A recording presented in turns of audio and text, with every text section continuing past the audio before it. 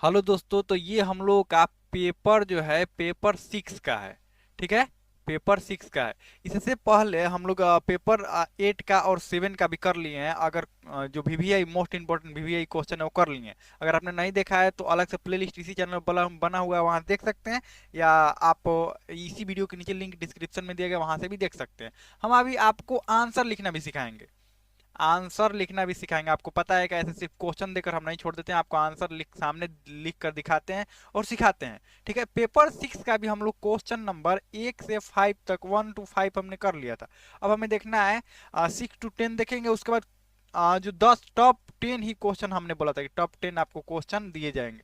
तो ये top 10 question इसी में से आ जाएगा। और एक बात, ऑब्जेक्टिव क्वेश्चन भी हम कुछ करवा देंगे। ठीक है, कुछ ऑब्जेक्टिव क्वेश्चन भी करवा देंगे जो आपको इसको भी लिखने में थोड़ा मदद करेगा, जो सब्जेक्टिव क्वेश्चन लिखने में थोड़ा मदद करेगा। तो चलिए क्लास को शुरू करते हैं। हम लोग कुछ क्वेश्चन जो है उसको देख लेते हैं। देखिए क्वेश्चन क्या क्या है, कहाँ से क्वेश्चन पूछा जा रहा है, ताकि आप भी थोड़ा बहुत अनुमान लगाकर कुछ टॉपिक खुद से भी आप चाहे तो इसमें से पढ़ सकते हैं। ठीक है, कैसे अनुमान लगाएंगे देखिए यहाँ पर क्वेश्चन क्या क्या है। सबसे पहला क्वेश्चन है कि लॉर्ड कॉर्नवालिस के सुधारों की एक रूपरेखा प्रस्तुत कर। देख ध्यान से देखिएगा, पेपर जो 6 में मैक्सिमम बात वही हो रहा है कि अंग्रेज के जो गवर्नर जनरल थे उनकी सुधारों की बात, उनके बारे में थोड़ा ज्यादा क्वेश्चन आपसे पूछे जा रहे हैं कि सुधार से संबंधित क्वेश्चन जब भी वहां पर पूछा जाएगा, सुधार से संबंधित क्वेश्चन पूछा जा रहा है। देखिए लॉर्ड कॉर्नवालिस वाला यहाँ पर था है, और यहाँ पर वारेन हेस्टिंग ने कौन कौन से सुधार किए, वारेन हेस्टिंग के भी सुधार यहाँ पर पूछे जा रहे हैं। मतलब कि आपको देखिए ये टॉपिक आपको देखना होता है कि एक्चुअल में पूछा कहाँ जा रहा है। इनका इंटरेस्ट ये है कि ये जो अंग्रेज के गवर्नर जनरल, अंग्रेजी गवर्नर जनरल थे ब्रिटेन के, वो कौन कौन से भारत में सुधार, बहुत सारे सुधार तो किए थे। भारत को भी उन्होंने, देखिए अंग्रेजों से हम आजाद तो हुए थे, लेकिन अंग्रेजों ने भी हमें बहुत सारी रूढ़िवादी परंपराओं से आजाद किया था। ठीक है, चलिए अब देखते हैं। सब पहला नंबर क्वेश्चन, इसको हम लिख कर भी दिखाएंगे। पहले क्वेश्चन में समझ लेते हैं कि एक्चुअल में क्वेश्चन कहाँ कहाँ से पूछे जा रहे हैं। हैदर अली के जीवन चरित्र पर प्रकाश डालें और उसकी उपलब्धियों का वर्णन करें। हैदर अली की उपलब्धियों का वर्णन करना, हैदर अली से संबंधित जो भी युद्ध अब आएंगे, युद्ध के बारे में सब इसी में आ जाएगा। आपको युद्ध से संबंधित कोई भी क्वेश्चन लिखने के लिए रहेगा तो इसी में से आ जाएगा। अगर ये वाला क्वेश्चन आपने कर लिया तो हैदर अली के संबंधित, जीवन से संबंधित कुछ भी और आया तो हैदर अली के जीवन चरित्र पर प्रकाश डाले और उसको उपलब्धियों को, मतलब सबसे पहले का प्रारंभिक जीवन लिखना पड़ेगा, जीवन के बारे में लिखना पड़ेगा, इनको किससे कैसे कैसे संबंध थे, और उसके बाद इनकी उपलब्धियां क्या क्या रही हैं, कौन कौन सी नए कार्य इन्होंने किए, नए साम्राज्य को अपने अंदर मिलाया, ये सब आपको लिखना पड़ेगा। वो करके यहाँ पर इस क्वेश्चन को करेंगे। उसके बाद हम बताएंगे कि आपको कैसे इसको लिखना है। 1857 के विद्रोह के कारण और परिणाम बताइए, ये तो मोस्ट इंपोर्टेंट वीवीआई क्वेश्चन है। कारण और परिणाम आपको लिखने हैं। डायग्राम कैसे बनाना है, ये भी डायग्राम, बिना डायग्राम का मत बनाइएगा, इसमें मैप आपको बनाना है। एकदम एकदम जरूरी है। 1857 की क्रांति, सॉरी क्रांति या विद्रोह आप कहिए, इस विद्रोह के लिए कहाँ सबसे पहला विद्रोह उत्पन्न हुआ, कैसे विद्रोह उत्पन्न हुआ, ये सब आपको बनाने हैं। ठीक है, एक मिनट, चलिए आगे बढ़ते हैं। यह है भारत में 19वीं शताब्दी में सामाजिक धार्मिक सामाजिक, यहाँ पर कौमा, धार्मिक क्षेत्रों में राजा राम मोहन राय की कार्यों का मूल्यांकन कर। देख रहे हैं यहाँ जो पेपर 6 में क्वेश्चन कभी पूछा जा रहा है कि तो सुधार के बारे में पूछा जा रहा है। जब भी देखिए यहाँ राजा राम मोहन राय सुधार, ये भी तो अंग्रेजी जो शासन थी उनसे ही मिलकर ना, ये भी जितने भी सुधार कर रहे थे उसमें से जो 65% सुधार थे वो किससे, अकेले थोड़े कर रहे थे, ये भी इनके बिना सहायता के नहीं कर सकते थे, बिना गवर्नर जनरल के सहायता से कर ही नहीं सकते थे, तो इन्होंने भी किया। ठीक, तो जब भी सुधारों के बारे में पूछा जाए, इनके कार्यों के बारे में, तो राजा राम मोहन राय के बारे में थोड़ा बढ़िया देख लीजिएगा। और भारत के गवर्नर जनरल के रूप में वारेन हेस्टिंग के सुधार, देखिए वारेन हेस्टिंग ने बहुत सारा गलत भी काम किया था, लेकिन इसके सुधारों के बारे में आपसे पूछा जा रहा है। तो ये क्वेश्चन हो गए। और इससे पहले वाला क्वेश्चन आपको पता ही है, ये इस वीडियो में भी हम इससे पहले वाला क्वेश्चन दिखा देंगे। चलिए सबसे पहले 6 नंबर क्वेश्चन लिखते हैं। 6 नंबर क्वेश्चन क्या है, लॉर्ड कॉर्नवालिस के सुधार की एक रूपरेखा प्रस्तुत करें। ठीक है, तो लॉर्ड कॉर्नवालिस के बारे में देखिए सबसे पहले इंट्रोडक्शन। लॉर्ड कॉर्नवालिस के यहाँ पर आप चाहे तो यहाँ पर डेट को लिख सकते हैं, नहीं तो डेट तो आपको वैसे भी नहीं याद रहता, छोड़िए हटाइए। लॉर्ड कॉर्नवालिस ब्रिटिश भारत में, उस समय भारत को ब्रिटिश भारत कहा जाता था। ब्रिटिश भारत में कंपनी शासन के दौरान एक महत्वपूर्ण गवर्नर जनरल थे। ठीक है, ये तो नॉर्मल सी बात है, महत्वपूर्ण गवर्नर जनरल होंगे तभी तो बात करा जा रहा होगा इनके बारे में ना, तो नॉर्मल इसको याद ही नहीं करना। महत्वपूर्ण गवर्नर जनरल थे, उन्होंने प्रशासनिक, न्यायिक, राजस्व, सैन्य सुधारों को लागू किया जिससे ब्रिटिश शासन की नींव मजबूत हुई और उनके सुधारों ने आधुनिक भारतीय प्रशासन की दिशा तय की। कितना नॉर्मल सा ये जो भूमिका है, जिसको हम आप इंट्रोडक्शन भी बोलते हैं, इतना नॉर्मल सा जो किसी को भी याद हो जाएगा। ठीक है, किसी को भी। देखिए ये चौथाई आपको छोड़नी होती है, ऐसे चौथाई छोड़ के इधर नंबर आपके होंगे और इधर आप अंदर में करेंगे। अब लॉर्ड कॉर्नवालिस के सुधारों की रूपरेखा, प्रशासनिक सुधार, देखिए अब ऐसे आपको डायग्राम बना लेने हैं। यहाँ पर एक नंबर में प्रशासनिक सुधार, न्यायिक सुधार, राजस्व सुधार, सैन्य सुधार, तो एग्जामिनर को लग जाएगा। देखो ये पॉइंट के बारे में लड़का आगे लिखेगा। चलिए देखिए, सबसे पहले प्रशासनिक सुधार में देख लेंगे। प्रशासनिक सुधार, लॉर्ड कॉर्नवालिस ने प्रशासन के प्रभावी और पारदर्शी बनाने के लिए कई सुधार किए। ठीक है, लॉर्ड कॉर्नवालिस ने क्या किया, कई सुधार किया, जिसमें भ्रष्टाचार पर नियंत्रण किया, नागरिक एवं सैन्य सेवाओं को अलग अलग कर दिया, स्थानीय प्रशासन को सुदृढ़ किया। ये सब इन्होंने कार्य किया, आप चाहे तो इसको देख लीजिए। उन्होंने भ्रष्टाचार को रोकने के लिए उच्च अधिकारियों को अधिक वेतन देना शुरू किया और निजी व्यापार में अधिकारियों को भाग लेने पर रोक लगाई। देखिए अगर हम किसी से भी काम करवा रहे हैं और उसको हम पैसा नहीं देंगे तो भ्रष्टाचार का कारण हो गया। जैसे हम एक उदाहरण आपको समझाते हैं, इसको अदरवाइज मत समझिएगा। उदाहरण, एक मुखिया है पंचायत का, उसको पंचायत का मुखिया को बहुत सारा पैसा आता है पंचायत में कार्य करने के लिए। आपको पता है मुखिया के, पंचायत के मुखिया की सैलरी कितनी होती है? आप अगर देखेंगे तो अपना माथा पीट लेंगे, कितना कम सैलरी मिलता है। उनको थोड़ा सैलरी बढ़ाइए। देखिए देखिए, जिसको भ्रष्टाचार करना होगा तो उसकी कितना भी सैलरी होगा तो कर लेगा, लेकिन एटलीस्ट इतना तो सैलरी होना चाहिए ना कि वो अपना खर्चा वर्चा चला सके। हमें लगता है कि आपको जो सैलरी 5 से 10 हजार के बीच में मिलती है, समझ लीजिए 5 से 10 हजार के बीच में मुखिया की एक सैलरी है। बताइए इतना कम सैलरी कौन काम करेगा? एक मजदूर भी इतना कम सैलरी पे काम नहीं करता है जी।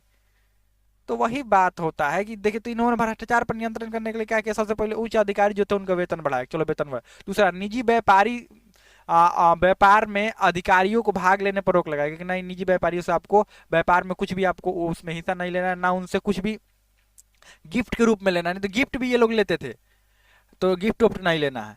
ठीक है, तो भ्रष्टाचार पर नियंत्रण आने के कारण जनता को भी फायदा हुआ, इनकी कंपनी को भी फायदा हुआ कि जो भी जनता से इनको चाहिए था वो डायरेक्ट कंपनी को मिले। नागरिक एवं सैन्य सेवाओं को अलग अलग किया इन्होंने, नागरिक एवं सैन्य सेवाओं को दोनों को अलग अलग कर दिया। स्थानीय प्रशासन को थोड़ा सुदृढ़ किया। जिला प्रणाली लागू की, जिसमें प्रत्येक जिला का प्रमुख एक मजिस्ट्रेट होता था, जिसको अभी हम क्या कहते हैं, डिस्ट्रिक्ट मजिस्ट्रेट कहते हैं, जो कि एक आईएएस बनता है, उसी समय से चल रहा है। इसी समय से यहाँ पर जिसने प्रत्येक जिला में प्रमुख एक जिला मजिस्ट्रेट जो कि जिला को नियंत्रित करता है। अधिकारियों को अधिक शक्ति दी गई लेकिन जवाबदेही भी तय की गई। उनको अधिक शक्ति दे दी गई। देखिए डीएम के पास शक्ति बहुत होता है लेकिन उसको जवाबदेही भी होता है, जवाब भी देना होता है। ये नहीं कि शक्ति का उपयोग कर ले जवाब नहीं देंगे, काहे किए, कोई गलत सही कुछ भी काम करे आपको जवाब देना है। अगला है न्यायिक सुधार। न्याय में इन्होंने सुधार क्या किया? देखिए ये सब इसके लॉर्ड कॉर्नवालिस का सुधार है। प्रशासनिक सुधार देख लिए, प्रशासन में इन्होंने क्या क्या बढ़िया किया। अब न्याय में क्या सुधार किया, देखिए न्याय में क्या सुधार। कॉर्नवालिस के ब्रिटिश न्याय प्रणाली को भारत में लागू किया गया और कई सुधार किया। क्या क्या इन्होंने सुधार किया? न्यायालय को पुनर्गठन किया। और न्यायालय को दो भागों में, यहाँ पर चाहिए तो न्यायालय के पुनर्गठन को ऐसे दो भागों में लिख सकते हैं यहाँ पर, ऐसे एक सिविल और एक क्रिमिनल, दोगो, जिसको सिविल को क्या कहते हैं, दीवानी कहते हैं। ठीक है, दीवानी कहते हैं, और क्रिमिनल को फौजदारी मामला कहते हैं, ये आपको पता है। फौजदारी मामला क्रिमिनल को कहते हैं। तो दीवानी और फौजदारी दो गो में बांट दिया। ये देखिए सिविल जो नॉर्मल चीजें होंगी, जैसे मान लो कि किसी को कोई ऐसा है कि जिसको तलाक लेना है, या कोई ऐसा है जिसको अपने मतलब जमीन वमीन के लिए झगड़ा हुआ है, मतलब उसमें कोई क्रिमिनल एक्टिविटी नहीं हुई है, मारपीट तक बात नहीं पहुंचा है, कोई आपस में ऐसे ही मामला है, उसको अलग कोर्ट में देखा जाएगा।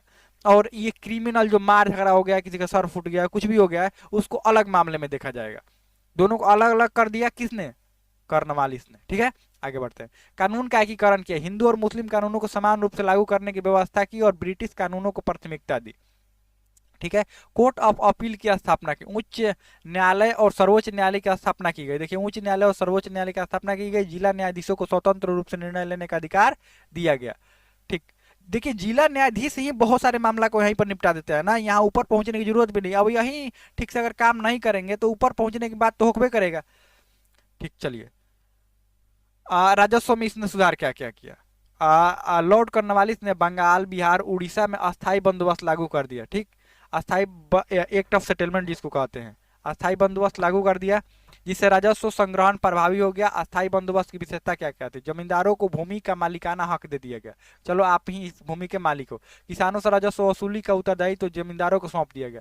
अगर एगो जमींदार को कह दिया जाए कि देखिए आप इस भूमि के मालिक हैं और आप ही को इस किसान से आपको क्या करना है, या आपको उसका जमींदार का उसको उसको भूमि लौटा दिया गया। कहा गया कि बाकी जो किसान यहाँ पर है ना, आपके जो भी गांव में, उससे तुमको ही वसूलना है। तो उसको पता है कि उसको कब वसूलना है। मान लीजिए वसूलने के लिए अंग्रेज अगर अधिकारी आए तो ये कहेगा कि हमारे पास ये पैसे नहीं है, तो ये है वो है, पता नहीं चलेगा इसको अंग्रेज अधिकारी को सच में इसके पास पैसा है कि नहीं है, ज्यादा कुछ कर भी नहीं सकता। लेकिन यही जो गांव में रह रहा है उसको सब पता है कि इसके पास पैसा है कि नहीं है, कब क्या कर रहा है, हर एक एक्टिविटी पर नजर रखेगा। इसीलिए जमींदारों को सौंपा गया और कहा गया कि तुम ही इस गांव के मालिक हो। तो जमींदारों को थोड़ा अपने आप में एक प्राउड फील हुआ, कह रहे हमको तो मालिक बना दिया। जब मालिक आप बन जाते हैं कहीं के, तो समझ लीजिए सभी लोग तुच्छ प्राणी लगने लगते हैं और काम अपने ईमानदारी से करते हैं। तो इसने करा वही। राजस्व दर अस्थायी रूप से तय कर दी गई, जिससे सरकार को स्थिर आय प्राप्त होने लगी। अस्थायी रूप से तय कर दी गई, इतना जमींदार को कह दिया गया आपको, मान लो हम कहते हैं कि गांव से आपको 40 रुपए दे देना है। अब जमींदार वहां से आप 40 रुपए जमींदार से लेना ही है, कैसे भी करके जमींदार कैसे भी करके 40 रुपया इससे अधिक वसूलेगा, ताकि उसको भी तो कुछ चाहिए ना। प्रभाव प्रभाव क्या क्या पड़ा? राजस्व सुधार, सरकार को स्थिर राजस्व प्राप्त होने लगा। किसानों पर करों का भारी बोझ पड़ा, जिससे वे आर्थिक रूप से कमजोर हो गए। सीधी बात है, अगर आपको आ दीजिएगा कि 40 रुपए इस साल भी चाहिए हमको, मान लो फसल बढ़िया होकबे नहीं किया, फसल होता भी तो कैसे था, न ज्यादा नहरों की व्यवस्था थी, टाइम पर वर्षा होती नहीं थी, उर्वरक ऐसा कुछ था भी नहीं इतना। अभी जितना उत्पादन है खेत में, जितना मान लो एक खेत है, अगर 40 किलो गेहूं हो रहा है, तो पता है उस समय कितना केजी होता था? 10 केजी 8 केजी गेहूं होता था पहले। अभी जिस खेत में 40 केजी हो रहा है, ये भी ज्यादा ही कह दिए, इतना कम होता था। और उसके बाद कर पता चले 1/2 कर देता था कि आधा आपको दे देने हैं, कोई 1/3 कर देता था या 1/4 कर देता था। तो कैसे काम उनको, किसानों को पूरा साल भर चलाना होता था इसी से। जमींदारों को शक्तिशाली बना दिया गया, जिससे वो किसानों के शोषण करने लगे। देखिए जमींदार यहाँ मालिक बना दीजिएगा तो शक्तिशाली बन ही जाएगा। किसानों को यहाँ पर किसान देखिए, अगर 40 रुपये यहाँ पर सरकार को देने हैं, तो ये वसूलने की कोशिश करते थे 80 रुपया 60 रुपया, ताकि इनको भी क्या हो, जमींदारों को फायदा हो। जो भी जमींदार या कुछ भी अगर शक्तिशाली बन रहे हैं, तो ये शोषण करके ही बनेंगे ना, और कोई ऑप्शन थोड़े है इनके पास में। देखिए कभी भी कोई भी बड़ा बन रहा है तो सिर्फ इसलिए, देखिए कुछ तो ईमानदारी से बनते हैं, बाकी जो बड़ा बन रहा है वो शोषण से ही बनेगा, सीधी बात है। चलिए आगे बढ़ते हैं। सैन्य सुधार, लॉर्ड कॉर्नवालिस ने सेना के संगठन में कई महत्वपूर्ण सुधार किए। ब्रिटिश सैनिकों की प्राथमिकता दी। ब्रिटिश सैनिकों को उच्च पदों पर केवल अंग्रेजों को ही इसने क्या कर दिया, यहाँ पर नियुक्त किया। और भारतीय सैनिकों को निम्न पदों तक ही सीमित कर दिया कि कोई भी अपना वर्चस्व नहीं जमा पाई ना, कि सेना में उच्च पद पर अगर भारतीय सैनिक हो जाएंगे तो अपना वर्चस्व जमाने लगेंगे। इसीलिए निम्न पदों पर और सबसे आगे वाली पंक्ति में भारतीय सेना रहती थी, मतलब भारत के लोग रहते थे। और पीछे वाली पंक्ति में कौन रहते थे? यही अंग्रेज, ताकि मारे भी जाएंगे तो ये आगे वाले यही मारे जाएंगे। आधुनिक युद्ध तकनीकों का प्रयोग, सैन्य प्रशिक्षण और हथियारों में सुधार किया गया। लॉर्ड वेलेस्ली के समय इसे आगे भी बढ़ाया गया। इसने देखिए इनकी व्यवस्था तो बढ़िया थी, ये लड़ने वड़ने में सब बढ़िया थे, इनकी जो ब्रिटिश पद्धति थी लड़ाई की बढ़िया थी। और साथ में ही सैनिक प्रशिक्षण और हथियार भी नए नए ये लोग अपनाने लगे। ठीक है, तो यहाँ तक इसके सैन्य सुधार। एक मिनट रुकिए, सैन्य सुधार हो गया। अब इसको सामाजिक सुधार देख लेते हैं। सामाजिक सुधार क्या था? लॉर्ड कॉर्नवालिस ने सामाजिक सुधार की दिशा में भी कुछ कदम उठाए। भ्रष्टाचार उन्मूलन का प्रयास किया इसने। उन्मूलन मतलब खत्म करने का। सरकारी अधिकारियों को वेतन में वृद्धि का, रिश्वत से दूर रहने के लिए कहा, और जातिगत भेदभाव में वृद्धि। भारतीय को उच्च प्रशासनिक पदों से वंचित रखा गया, जिससे सामाजिक असमानता बढ़ गई। देखिए सामाजिक सुधार नहीं थे, ये समाज को बिगाड़ रहा है। तो ये सामाजिक सुधार क्या क्या किया? सामाजिक सुधार नहीं है यहाँ पर, देखिए यहाँ पर सामाजिक सुधार में यहाँ पर कुछ और होगा। ये सामाजिक सुधार है नहीं इसका। ये समाज को क्या कर रहा है, ये समाज को और बांटने का इसने क्या किया, प्रयास किया। और कुछ और पॉइंट आप चाहे तो लिख सकते हैं। जातिगत भेदभाव में वृद्धि हुई, सामाजिक सुधार करने का प्रयास तो किया, लेकिन दिक्कत ये है कि जो समाज को सुधार करने से, भ्रष्टाचार को उन्मूलन करने से समाज को सुधार हुआ, ये सही काम किया इसने। भ्रष्टाचार को खत्म किया, कम किया, मतलब जातिगत भेदभाव में इस कारण से थोड़ा जातिगत भेदभाव में थोड़ा वृद्धि हो गई। आप चाहे तो 2-3 और पॉइंट आप क्या कर सकते हैं इसमें लिख सकते हैं। ये बस हमने आपको थोड़ा समझाने के लिए बस बताया है। अब देखिए यहाँ पर अंतिम में आप निष्कर्ष, निष्कर्षतः, एक मिनट रुकिए, यहाँ पर कर दीजिए कि निष्कर्षतः अब हम कह सकते हैं कि निष्कर्षतः, निष्कर्षतः निष्कर्षतः हम कह सकते हैं कि कह सकते हैं कि अब उसके बाद लॉर्ड कॉर्नवालिस द्वारा किए गए सुधारों ने भारतीय प्रशासन की नींव रखी, भारतीय प्रशासन की नींव रखी। और देखिए आईएएस जो मजिस्ट्रेट इसी ने बनाया था ना, जिला का मजिस्ट्रेट किसका निर्माण था, इसी का। ब्रिटिश शासन को मजबूत किया। हालांकि इन सुधारों को कारण भारतीयों को उच्च प्रशासनिक पदों से वंचित रखा गया, जिससे असंतोष बढ़ा। फिर भी ये सुधार आधुनिक प्रशासनिक ढांचे के नींव साबित हुए। तो यहाँ तक आपका हो गया खत्म। और बाकी का जो आंसर है, 1 मिनट, बाकी 1 मिनट, बाकी का जो आंसर है 7 नंबर, 8 नंबर, 9 नंबर, 10 नंबर, ये सारे आंसरों को आप खुद से लिखिएगा। अगर नहीं लिखने आ रहा है तो आप कमेंट करिएगा हमको लिखने नहीं आ रहा है। हम इसका सबका आंसर लिखकर आपको टेलीग्राम ग्रुप में सेंड कर देंगे। अगर नहीं टेलीग्राम ग्रुप ज्वाइन किए हैं तो आप जो डिस्क्रिप्शन में लिंक दिया गया टेलीग्राम ग्रुप का, वहां से ज्वाइन कर सकते हैं। तो हमें लगता है कि इतना कुछ समझ में आ गया होगा। अगर इसके बाद भी आपको कुछ इसमें डाउट आ रहा हो, कुछ क्वेश्चन आ रहा हो, तो आप कमेंट में पूछ सकते हैं।